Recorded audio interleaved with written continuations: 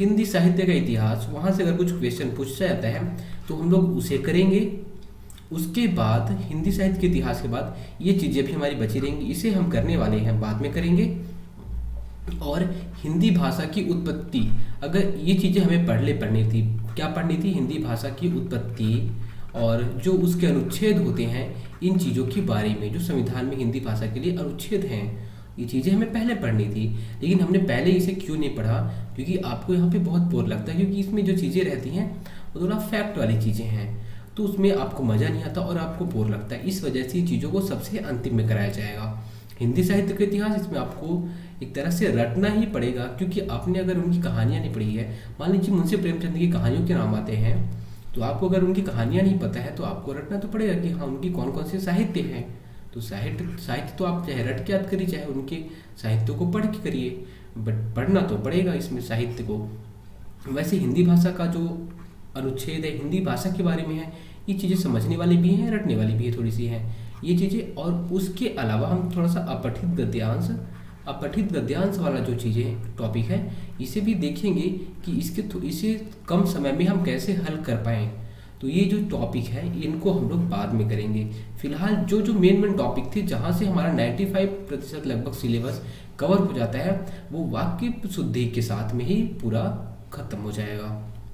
तो दोस्तों, आपको जितना भी अभी चीज़ें बताई गई हैं, उन चीज़ों को आप बार बार करिए, बार बार रिपीट करिए, रिवीजन करते रहिए। और अब उसके बाद अब रोज रोज, कल से परसों से एक एक टॉपिक के, चाहे से हमने संधि पढ़ा है, अब संधि की ट्रिक आएगी, फिर समास पढ़ा, समास की ट्रिक आएगी, और वह एक ही स्लाइड में रहेगी और उसमें सारे ट्रिक रहेंगे, वहीं पे आपको समझा दिया जाएगा। बस 5 मिनट का ट्रिक रहेगा, 5 मिनट का। तो 5 मिनट का जो ट्रिक रहेगा उसके बारे में बात की जाएगी, मतलब हम लोग उसे ट्रिक के माध्यम से करेंगे, क्योंकि जो पेपर में क्वेश्चन आता है वहाँ पे हमें 2 मिनट, मतलब बहुत कम समय लगता है, 10 सेकंड के अंदर हमें क्वेश्चन सॉल्व करना है। ये 10 सेकंड देखे ये क्वेश्चन सॉल्व, ये फिर इसको 10 सेकंड देखे ये क्वेश्चन सॉल्व, हमें वही करना है वहाँ पे। तो इसके लिए हम लोग थोड़ा सा ट्रिक का भी सहारा लेंगे, क्योंकि ट्रिक भी जरूरी रहता है। अगर आपको कॉन्सेप्ट क्लियर है तो ट्रिक काम आएगा, अगर आपका कॉन्सेप्ट क्लियर नहीं है तो फिर तब तो फिर आपके लिए बहुत दिक्कत है, क्योंकि ये ट्रिक काम आने वाला आपके लिए नहीं है। तो दोस्तों, हम लोग शुरू करते हैं। तो पहले जो बचा हुआ था कल हमने जो पढ़ा था, वो जो बचे हुए हैं उनको पहले करेंगे, उसके बाद फिर। और आज हम लोग लिंग और वचन थोड़े थोड़े से, जो इतने ज़्यादा जरूरी हैं, बहुत ज़्यादा जरूरी, और जहाँ अगर क्वेश्चन यहाँ से आया तो आपसे बनेगा, यकीन मानिए आपसे बनेगा, और बहुत सारे लोगों से बहुत गलती होने के बहुत ज़्यादा चांसेस है। तो बहुत छोटी चीज़ है, बहुत छोटा सा टॉपिक है, टॉपिक बोलिए या फिर उसका एक अंश बोलिए, यही लिंग वचन से ही रिलेटेड है, और वाक्य शुद्धि के काम में जो आता है उसको थोड़ा सा करेंगे हम लोग। तो चलिए, जो बचा हुआ है पहले का उसे कर लेते हैं। हमने यहाँ तक कर लिया था। अब इसके बाद क्या बचा है? में जो कारक है, में कारक विभक्ति है, उसका प्रयोग कहाँ कहाँ पे किया जाता है, आवश्यक कहाँ कहाँ पे है इसका। वह स्कूल बैठा है, स्कूल में बैठा है ना, वह स्कूल में बैठा है, यहाँ होगा। उसने दिन भर नाटक पढ़ डाला, उसने दिन भर में नाटक पढ़ डाला, उसने दिन भर में नाटक पढ़ डाला। तो मैं आवश्यक यहाँ पे, अब अनावश्यक रूप से कहाँ पे मैं रख दिया जाता है, देखिए। आप अंदर में बैठ जाइए, आप अंदर बैठ जाइए, अंदर तो है, अंदर में या अंदर, हम लोग बोलते हैं ना, मे आई कम इन सर, मैं अंदर आ जाऊं। और ये जो मे होता है, मे का अर्थ एक अंदर होता भी है, तो आपने 2 बार अगर अंदर लिख दिया है तो गलत तो हो ही जाएगा। तो आप एक अंदर को करिए, या फिर इसे अंदर करिए, या तो इसे अंदर करिए। वैसे ही परस्पर में सहयोग होना चाहिए, परस्पर सहयोग होना चाहिए। मैं क्यों है फालतू में मैं। कल रात में वर्षा नहीं हुई, कल रात वर्षा नहीं हुई, बस सामान्य सा है। सारा काम उनके हाथ सौंपा, है ना, उनके हाथ में सौंप दिया। तो सारा काम उनके हाथों सौंपा गया, या फिर उनके हाथ सौंपा, सीधी सी बात है। यहाँ पे मैं क्यों होगा, उनके हाथ सौंप दिया। और हमारे हाथ में कुछ नहीं आया, हमारे हाथ कुछ नहीं आया, हमारे हाथ में तो जरूरत ही नहीं है हाथ में की। और क्या बचा हुआ है, आज थोड़ा सा ही है, ज्यादा नहीं है।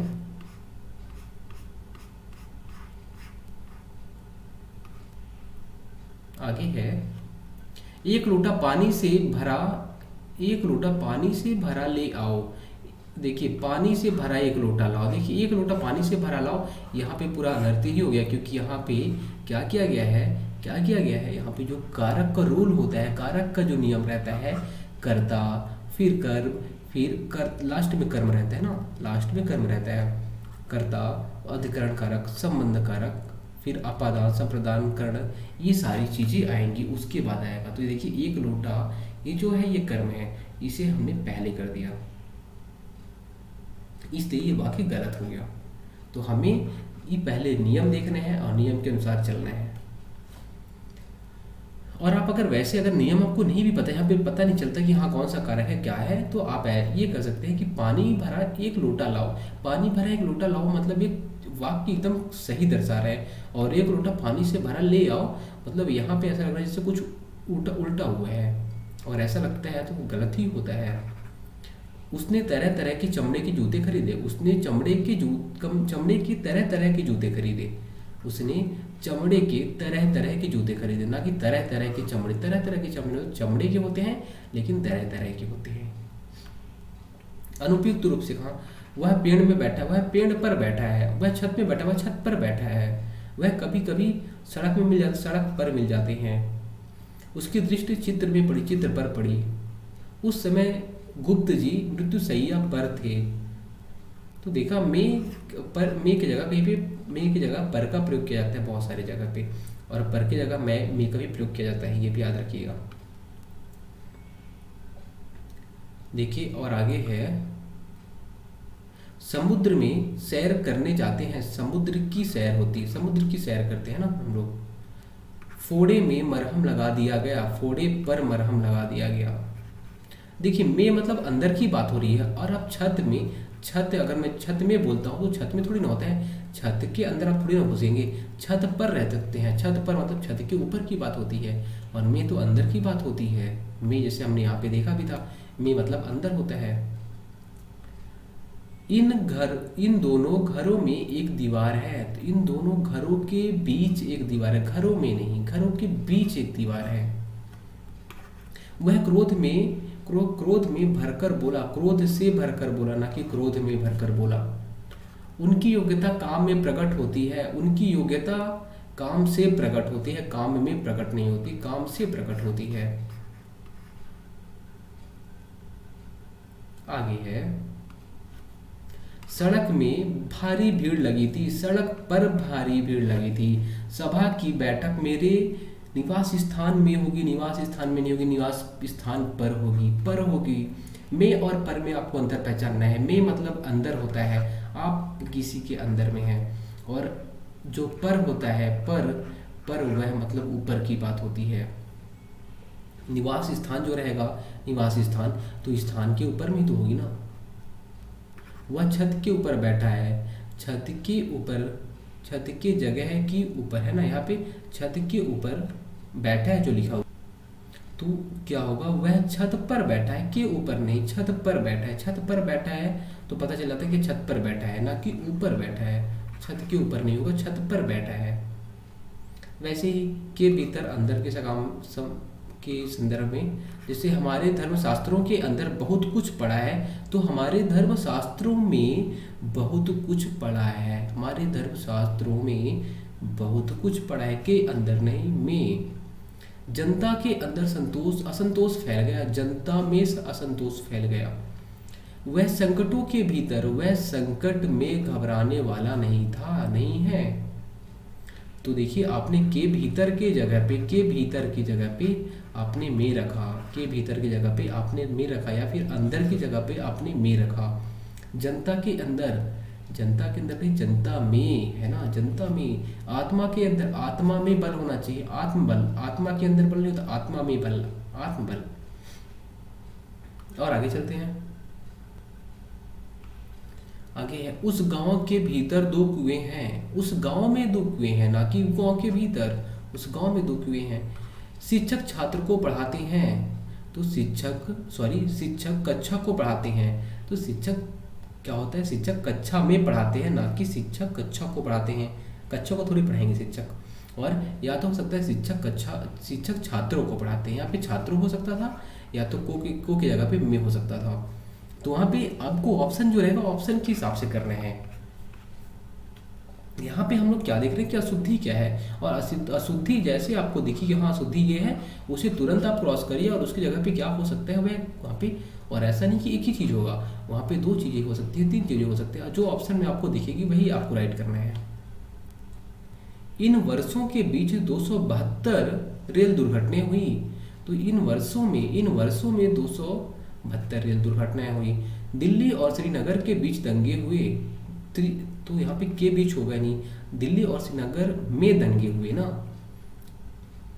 बाबू लोग हिंदी वाक्यों के बीच अंग्रेजी शब्दों का प्रयोग कर देते हैं। तो बाबू लोग हिंदी वाक्यों में अंग्रेजी शब्दों का प्रयोग कर देते हैं।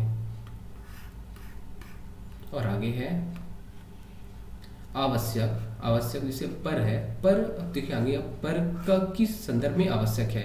नदी के किनारे आकर, तो नदी के किनारे आकर नहीं, नदी के किनारे पर। वह घर नहीं है, वह घर पर नहीं है। क्या? वह घर पर नहीं है। अब अनावश्यक रूप से पर का प्रयोग कब किया जाता है? जैसे कि सारा दोष अपने सिर पर लेना, सारा दोष अपने सिर पर लेना। तो सारा दोष अपने सिर लेना होगा, पर यहाँ पे कट जाएगा। आड़े हाथों पर लेना, आड़े हाथों लेना होता है। अब अनुपयुक्त रूप से कहाँ होगा? वह जाने पर है, वह जाने को है, जाने को है बोलते हैं ना, वह जाने को है, जाने पर नहीं है। यह पत्र लंबा हो जाने पर क्षमा चाहता हूँ। अरे भाई, यह पत्र लंबा हो जाने के कारण, लंबा हो जाने के कारण, लंबा होने के कारण बोल सकते हैं, लंबा हो जाने के कारण क्षमा चाहता हूँ, पर हट जाएगा। कश्मीर की नीति पर प्रधानमंत्री जी ने एक वक्तव्य दिया। कश्मीर की नीति, कश्मीर के संबंध पर, कश्मीर की नीति पर नहीं, कश्मीर के संबंध में, कश्मीर के संबंध में प्रधानमंत्री जी ने एक वक्तव्य दिया। मुझ पर कोई लाचारी नहीं है, मेरी कोई लाचारी नहीं है, मुझ पर नहीं होगा, यहाँ पे मेरी होगा। देखिए हम जितना ज़्यादा उदाहरण कर रहे हैं उतना ही हमें पता चलता है कि यहाँ ये भी गलतियाँ होती हैं, ये भी गलतियाँ होती हैं। हम गलतियों से वाकिफ हो रहे हैं, और हमारा उद्देश्य भी आज का यही है कि अशुद्धि को पकड़ना है। अशुद्धि जहाँ जहाँ पे दिखे उसे ही पकड़ना है। और अशुद्धि बहुत सारी हो सकती है, कहाँ कितनी है उसका कोई लिमिट नहीं है, बस हमें अशुद्धि पकड़ना है, उसके पकड़ने के तरीके को देखना है बस। वह राजमहल पर चला गया, वह राजमहल के ऊपर चला गया। क्या? वह राजमहल के ऊपर चला गया।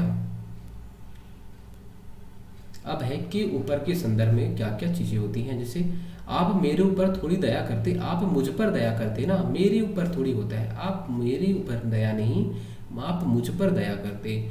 उसने मेरे ऊपर बड़ी कृपा की, उसने मुझ पर बड़ी कृपा की, ना कि मेरे ऊपर बड़ी कृपा की। और आगे अपराधी की पीठ के ऊपर कई कोड़े लगाए गए, है ना, कोड़े लगाए गए। तो पीठ पर होता है, पीठ के ऊपर नहीं होता। मेरे मन के ऊपर बड़ा भाव, मेरे मन पर बड़ा प्रभाव है। अब सहित या साथ या संग के संदर्भ में क्या क्या होता है। जैसे मैंने नम्रता के साथ केवल इतना ही कहा कि, तो नम्रता के साथ नहीं, मैंने नम्रता से केवल इतना कहा कि के साथ हट जाएगा। तुम्हें लगन या धैर्य के साथ अपना काम करना चाहिए। तुम्हें धैर्य, लगन या धैर्य किससे अपना काम करना चाहिए, के साथ नहीं। उसकी विवाह शीला देवी के संग या सहित हुआ। तो उसका विवाह शीला देवी के साथ हुआ, या फिर शीला देवी से हुआ, शीला देवी से हुआ। आप इनको क्यों लगाएंगे के साथ या सहित। आपका कृपा पत्र या निमंत्रण धन्यवाद सहित मिला। आपका कृपा पत्र या निमंत्रण धन्यवाद सहित, तो यहाँ पे क्या होगा, इसके लिए धन्यवाद। तो आपका कृपा पत्र या निमंत्रण धन्यवाद सहित की जगह पे आप क्या लिखेंगे, इसके लिए धन्यवाद। और आगे है पहाड़ी लोग सुरक्षा सहित अपने घरों में रहते हैं। तो पहाड़ी लोग सुरक्षा से होगा, सुरक्षा से अपने घरों में रहते हैं। सुरक्षा से सहित हट जाएगा, या सुरक्षा पूर्वक हो सकता है, पूर्वक भी हो सकता है और सुरक्षा से भी हो सकता है, दोनों हो सकते हैं, कुछ भी। अब अन्य जो थोड़ा सा बचा हुआ है, हमें भोग विलास के लिए धन नष्ट ना करना चाहिए। तो हमें भोग विलास पर धन नष्ट नहीं करना चाहिए। इस रोग के लिए कोई इलाज नहीं, इस रोग का कोई इलाज नहीं। दूसरे आदमी के पास बेच दिया, दूसरे आदमी के हाथ बेच दिया। हम बोलते हैं ना, उसके हाथ मत पड़ना भाई, तो दूसरे आदमी के हाथ बेच दिया। वह अपनी पुस्तक की अपेक्षा दूसरे ही उठा लाया। तो अपनी पुस्तक की अपेक्षा दूसरे की उठा लाया। अपने पुस्तक की अपेक्षा, तो अपने पुस्तक के बदले होता, अपने पुस्तक के बदले।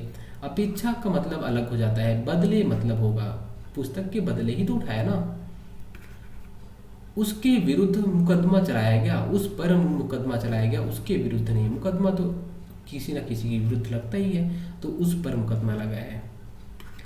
उस समान कोई दूसरा नहीं है, उनके समान कोई दूसरा नहीं है। क्या उनके समान कोई दूसरा नहीं है, उन समान नहीं होगा। वहां जाने के बिना काम ना हो सकेगा, वहां जाए बिना होगा, वहां जाए बिना काम नहीं होगा। अब थोड़ा सा और बचा है, अंतिम स्लाइड। यहाँ पे योजक शब्दों के बारे में बात हो रही है, जैसे घर में चादरें, दरियाँ, कुर्सियाँ, मेज, सोफे, पलंग पड़े थे। तो सोफे, देखिए जब सोफे होता है, जब अंतिम हम लोग शब्द को लेते हैं तो वहाँ पे हम आपने देखा होगा कि और जोड़ते हैं, है ना। सब तो हो गए, कॉमा आपने लगाते, लेकिन जब अंतिम शब्द से जोड़ते हैं तो उसे और वहाँ पे लगाते हैं। यह सुनकर वे चिंतित व्याकुल उठे। चिंतित और व्याकुल होता है, चिंतित और व्याकुल उठे। इस कार्य को वह आसानी पूर्वक कर सकता है, आसानी पूर्वक नहीं, आसानी से कर सकता है। अब देश में सर्वस्व शांति होनी चाहिए, सर्वत्र होना चाहिए, सर्वत्र शांति होना चाहिए। अब आगे है, संदूक में कागज पत्र और आदि चीजें हैं। संदूक में कागज पत्र और आदि चीजें हैं। तो संदूक में कागज पत्र आदि हैं, चीजें नहीं। अब चीजें नहीं भाई, वहां पे आदि हैं बस। और आगे है, जो धन का भूखा है फिर वह साधु नहीं है। तो जो धन का भूखा है वो फिर यहाँ पे हट जाएगा, वह साधु नहीं है। जो धन का भूखा है वह साधु नहीं है। मैं इसका अर्थ यह नहीं लगाता कि जो कि आप लगाते हैं, तो मैं इसका वह अर्थ नहीं लगाता जो कि हट जाएगा, जो आप लगाते हैं। बेटी आज तुम ससुराल जा रही हो, अतः जाओ और सुखी रहो। तो यहाँ पे क्या बोलता है, बेटी आज तुम ससुराल जा रही हो, अतः जाओ। अतः फालतू में दे दिया गया है, जा रही हो जाओ और सुखी रहो, अतः नहीं बोलते। ससुराल जा रही हो, जाओ और सुखी रहो। ये हो गया ये अंतिम आपका।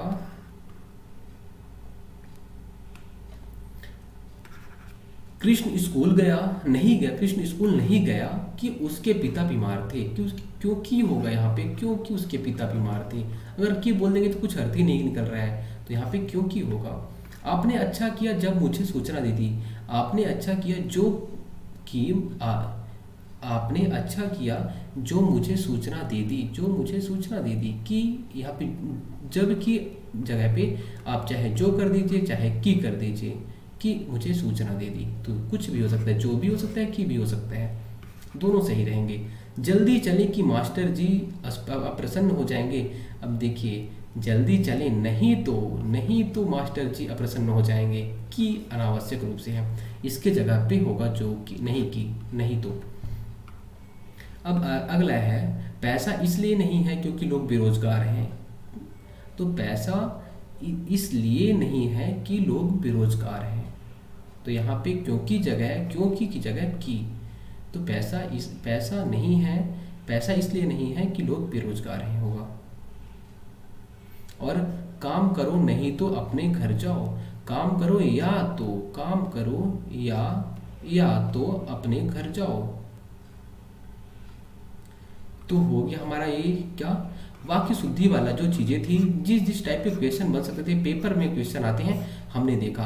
अब जो हमने बोला था वहाँ पे कि एक जरूरी चीज हम यहाँ पे बात करने वाले हैं, वह पहले आपको याद क्या करना है, वाच्य याद करना है। वाच्य हमने वाच्य में देखा था क्या, कि यह क्रिया के आधार पर जो लिंग वचन रहते हैं, क्रिया के आधार पर लिंग वचन की बात होती है। क्रिया के आधार पर लिंग वचन यही वाच्य कहलाता है। अब हम देखिए यहाँ से आज बहुत ज़रूरी चीज़ पे हम लोग बात करने वाले हैं। पहले तो हमने जो चीज़ें देखी थी, जो पहले पढ़ी, उसको रिवीजन करना है कि क्रिया के आधार पर देखिए कर्ता, कर्ता, कर्म और क्रिया, ये तीन चीज़ें होती हैं, कर्ता, कर्म और क्रिया। अगर हम यहाँ पे कर्ता मान लेते हैं, कर्ता या कर्तृवाच्य मान लेते हैं, और कर्मवाच्य और यहाँ पे भाववाच्य मान लेते हैं, ये भाववाच्य है। और यहाँ पे क्या हो गया, कर्ता, कर्म, क्रिया। तो जब हम इसमें क्या देखे थे कि अगर कर्ता के साथ में कर्ता के साथ में अगर विभक्ति जुड़ी हुई है, कर्ता के साथ में अगर ने विभक्ति जुड़ी हुई है, अगर जब भी कर्ता के साथ में विभक्ति जुड़ जाती है तो वह जो भाव, जो वहाँ पे क्रिया का लिंग वचन रहता है, किसका, क्रिया का लिंग वचन। देखिए हमने क्या देखा था, कर्ता, कर्म और क्रिया। अगर कर्ता के साथ में आपने ने जोड़ दिया है तो क्रिया का लिंग वचन और कर्म का लिंग वचन, दोनों का लिंग वचन सेम हो जाएगा। मतलब जैसे कि हमने उदाहरण भी लिया है इसका, भाववाच्य, जब आपने वाच्य पढ़ा था तो वहाँ पे देखा था कि जब हमने कर्ता के साथ में विभक्ति का प्रयोग कर दिया तो वह कर्मवाच्य हो गया। ठीक है, अगर आपने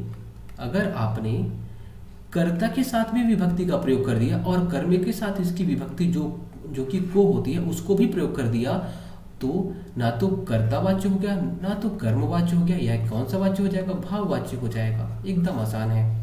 ठीक है, अगर हमने कर्म के साथ में विभक्ति का प्रयोग कर दिया, को विभक्ति का प्रयोग कर दिया, और कर्ता के साथ में कोई विभक्ति नहीं है, कर्ता के साथ में कोई विभक्ति ही नहीं है, तो वहां पे कर्तृवाच्य हो जाएगा। तो आपने तीनों शर्तें देखी, तीनों शर्तें कौन सी, अगर हमने कर्ता के साथ में विभक्ति का प्रयोग कर दिया तो कर्मवाच्य, और कर्म में विभक्ति नहीं रहनी चाहिए, कर्ता के साथ विभक्ति रहे, कर्म के साथ ना रहे तो कर्मवाच्य, अगर कर्ता के साथ ना रहे और कर्म के साथ में विभक्ति रहे तो कर्तृवाच्य है ना, और दोनों के साथ में रहे तो भाववाच्य।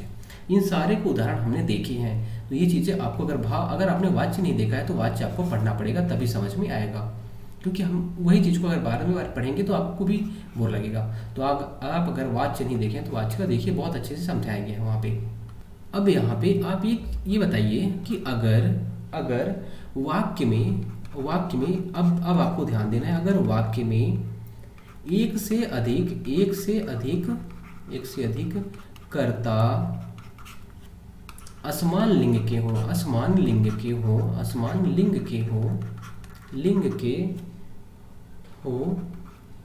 तथा एक वचन में हो तो क्रिया का लिंग वचन क्या होगा, क्रिया का लिंग वचन क्या होगा। अभी हमने जो बाकी एक चीज़ देखा था कि देखिए यहाँ पे एक कर्ता रहेगा, यहाँ भी एक कर्म रहेगा, तो हमने उसके बारे में देखा कि कर्तृवाच्य क्या होगा, लिंग। देखिए अब क्रिया का लिंग क्या होगा, अगर कर्तृवाच्य है तो कर्ता का जो लिंग वचन रहेगा वही क्रिया का लिंग वचन होगा, अगर कर्मवाच्य है तो जो कर्म का लिंग वचन रहेगा वही क्रिया का लिंग वचन रहेगा। अगर दोनों वाच्य नहीं है, दोनों ना तो इसमें विभक्ति जुड़ी ना तो इसमें, तो वह भाववाच्य हो जाएगा। भाववाच्य में दोनों का बोलबाला नहीं रहेगा, वह भाव का बोध होगा, भाव के बारे में पता चलेगा वहाँ पे। अब इसमें क्या बोल रहा है कि भाई अब कर्ता कितना एक से ज़्यादा हो और 2-3 हो, अब कर्ता 2-3 हो, देखिए कितना अच्छा है कि कर्ता 2-3 हो लेकिन लिंग असमान हो, जैसे कि हमने बोला अक्षय, अखिल और अंकिता, अंकिता 3 हो गए ना। पढ़ रहे हैं, मैं बोलता हूं अगर क्या, पढ़ रही है, पढ़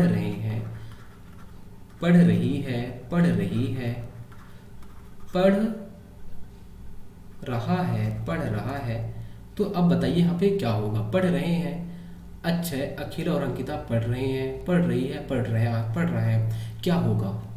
और यहाँ पे मैं बोलता हूँ अक्षय, अखिल, आपको इसका आंसर बताना है।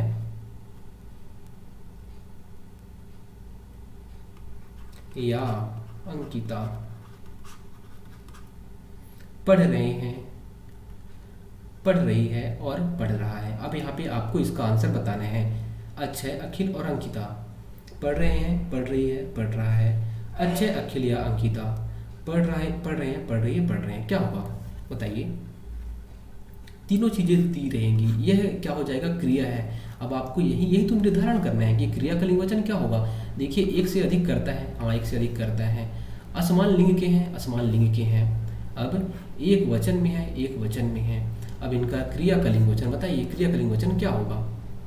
तो अब आपको याद ये रखना है कि अगर ये कंडीशन हो, क्या वाक्य में अगर एक से अधिक कर्ता असमान लिंग और वचन के हो और एक वचन में हो, तो क्रिया का लिंग वचन क्या, क्रिया का लिंग वचन अंतिम कर्ता के अनुसार रहता है। किसके अनुसार, अंतिम कर्ता के अनुसार रहेगा।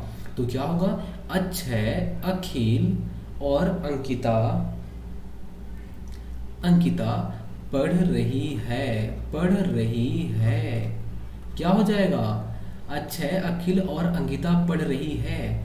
अक्षय, अब देखिए अक्षय, अखिल या यहाँ पे देखिए यहाँ भी क्या होगा, यहाँ पे तो समूह का बोध हो रहा है और यहाँ पे क्या हो रहा है, विकल्प का बोध हो रहा है। अक्षय, अखिल या अंकिता, तो यहाँ अगर विकल्प का भी बोध हो तो जब भी कंडीशन क्या हो, एक से अधिक वाक्य में एक से अधिक असमान लिंग के कर्ता अगर असमान लिंग के हैं, एक से अधिक करता है और असमान लिंग के हैं और वचन एक वचन में है, तो फिर वहाँ पर जो क्रिया रहेगा, क्रिया का लिंग वचन वह अंतिम कर्ता के अनुसार रहेगा। तो अंतिम कर्ता के अनुसार कैसे हो जाएगा, यहाँ पे विकल्प, ये देखिए ये विकल्प सूचक शब्द है, क्या है, जो और है, और का मतलब क्या होता है, विकल्प, सॉरी विकल्प बोलता हूँ, समूह है ना, समूह है ना, समूह होता है ना, समूहवाचक शब्द के लिए और का प्रयोग किया जाता है। तो समूह के लिए, और जो ये या है, या विकल्प के लिए प्रयोग किया जाता है ना, या अथवा ये विकल्प के लिए प्रयोग किया जाते हैं।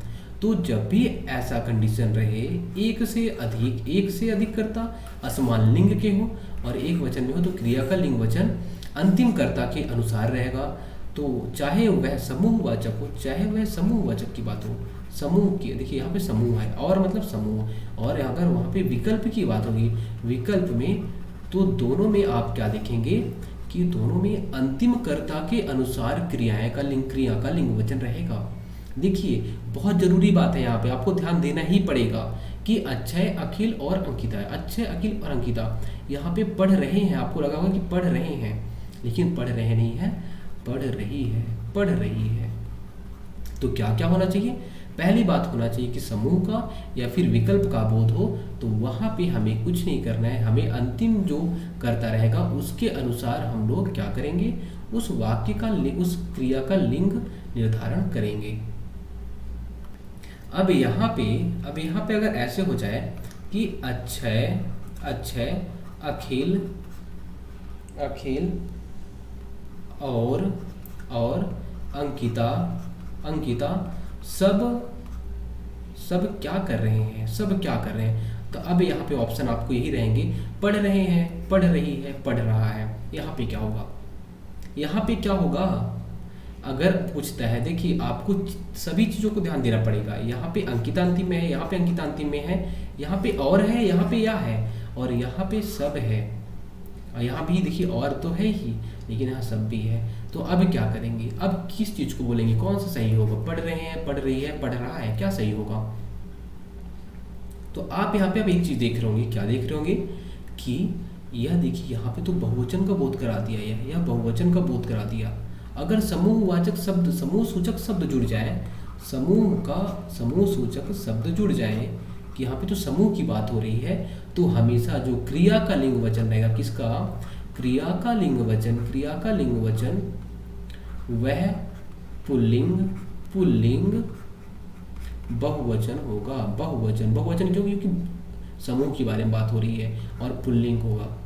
तो यहाँ पे क्या होगा, अक्षय, अखिल और अंकिता सब पढ़ रहे हैं, सब पढ़ रहे हैं। देखिए ये सारी चीज़ों को हम देखते भी, हम वाक्यों में जब प्रयोग करते हैं देखते हैं कि ऐसा ही होता है, वाक्य सब पढ़, अगर ज़्यादा लोग की बात होती है तो सब पढ़ रहे हैं के बारे में बात होती है।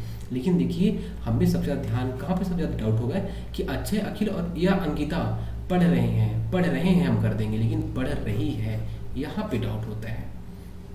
तो आपको समझ में आया होगा ये चीज़ें क्या चीज़ें कि अगर विकल्प या समूह का बोध होगा बीच में तो उसे हम करेंगे अंतिम कर्ता के अनुसार। अगर वहाँ पे समूह सूचक शब्द जुड़ जाएगा वाक्य में तो हम उसे क्या कर देंगे, उस क्रिया का जो लिंग वचन रहेगा वह पुल्लिंग और बहुवचन हो जाएगा। और अब अगर कर्म की बात की जाए कि अगर कर्म एक से अधिक हो, कर्म अगर एक से अधिक हो, देखिए अभी तक कर्ता एक से अधिक था, अब कर्म एक से अधिक हो तो क्या होगा, तो क्या होगा, देखिए जब भी कर्ता के साथ में अगर विभक्ति जुड़ी हुई है, तो कर्ता के साथ में अगर विभक्ति जुड़ी हुई है और कर्म एक से अधिक है, कर्म एक से अधिक है और विभक्ति नहीं है, क्या विभक्ति नहीं रहेगी तभी वह कर्म के अनुसार होगा। तो जैसे कि हमने देखा था कर्मवाच्य में क्या देखा था कि कर्ता के साथ में विभक्ति रहती है और कर्म के साथ में विभक्ति नहीं रहती, तो जो क्रिया का लिंग वचन रहता है, लिंग वचन कैसे होता है, कर्म के अनुसार होता है। अब बताइए कि अगर अभी तक तो हमने ये चीज़ें तो हमने वाच्य में पढ़ी है, यहाँ तक हमने वाच्य में पढ़ा है कि भाई ये कर्मवाच्य होगा। अब कर्म भाई ज़्यादा हो गया, जैसे कि मैं बोलता हूँ राजू ने पुस्तक व पानी बेचा। अब राजू ने, यहाँ पे राजू ने रहेगा, राजू ने पुस्तक या पानी बेचा। फिर राजू ने पुस्तक व अखबारें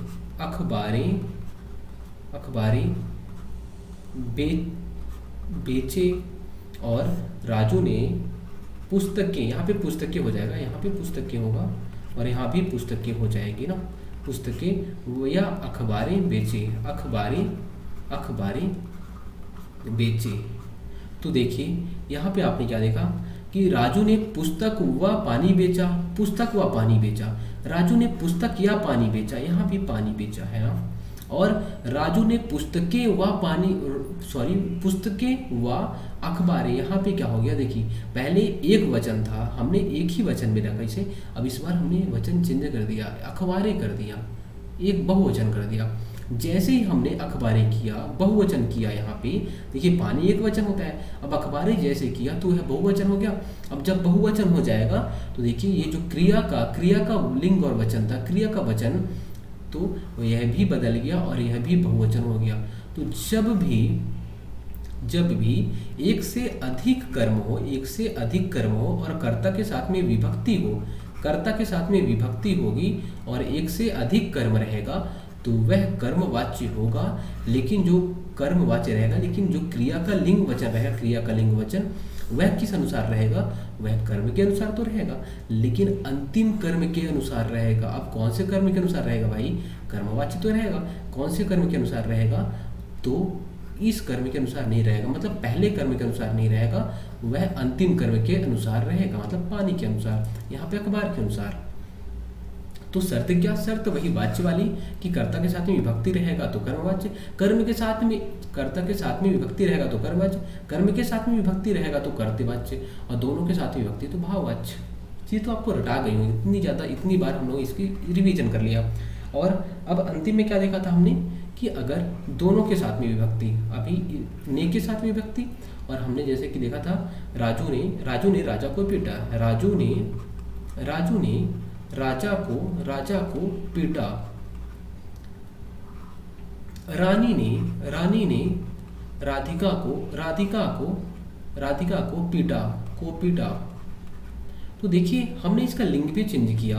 अब हम लोग इसको बहुवचन भी देख लेते हैं, इसका बहुवचन ही बना लेते हैं। अब इसका वचन भी चेंज कर देते हैं। राक्षसों ने दानवों को पीटा। देखिए अब हमने कर्ता के साथ में भी विभक्ति जोड़ी है, हमने कर्ता के साथ में भी विभक्ति जोड़ी है, कर्म के साथ में भी विभक्ति जोड़ी है, और क्रिया तो पीटने की है ही। फिर हमने कर्ता के साथ में विभक्ति जोड़ी, कर्म के साथ में विभक्ति जोड़ी, और देखिए कर्ता भी बदला, हमने कर्ता को पहले पुल्लिंग था स्त्रीलिंग किया, तो भी क्रिया में जो क्रिया का लिंग वचन था किसी भी अनुसार नहीं बदला। अगर हमने स्त्रीलिंग किया तो भी नहीं बदला। हमने अगर उसे एक वचन से, अभी देखिए यहाँ पे एक वचन था, कर्ता भी था, कर्म भी था, अब हमने उसे बहुवचन बना दिया, राक्षसों कर दिया भाई, राक्षसों कर दिया, बहुत सारे लोग हुए यहाँ पे, और दानवों कर दिया, तो भी देखिए यहाँ पे पीटा का पीटा ही रह गया। मतलब वह क्रिया का लिंग वचन किसी के अनुसार नहीं बदलता। तो जब भी अगर कर्ता और कर्म के साथ में विभक्ति जुड़ी रहेगी तो वह किसी के अनुसार नहीं बदलेगा, और वह हमेशा कैसा रहेगा, तो वह रहेगा हमेशा पुल्लिंग और एक वचन, एक वचन। देखिए ये चीज़ें हमने भाववाच्य में पढ़ी थी, भाववाच्य में पढ़ी थी, वही चीज़ एक तरह से रिपीट हुई है, मतलब वाच्य वाली चीज़ें ही यहाँ पे थोड़ी सी रिपीट हुई है। बस हमने जहाँ पे ज़्यादा की बात की थी तो हमने देखा था कि अंतिम जो शब्द रहता है, चाहे कर्ता हो कर्म हो, मुख्यतः उसके अनुसार ही क्रिया का लिंग वचन रहता है। तो दोस्तों जितना आज हमने पढ़ा है, जितना हमने समझाने की कोशिश की है, तो कोशिश करता हूँ, उम्मीद करता हूँ कि आपको समझ आया होगा। दोस्तों हमारा अभी जो वाक्य शुद्धि वाला टॉपिक था यहाँ से तो कंप्लीट हो जाता है। अब जो टॉपिक छोटे मोटे बचे हुए हैं उनको हम लोग धीरे धीरे करेंगे। दोस्तों मिलते हैं अगले वीडियो में। Bye, take care.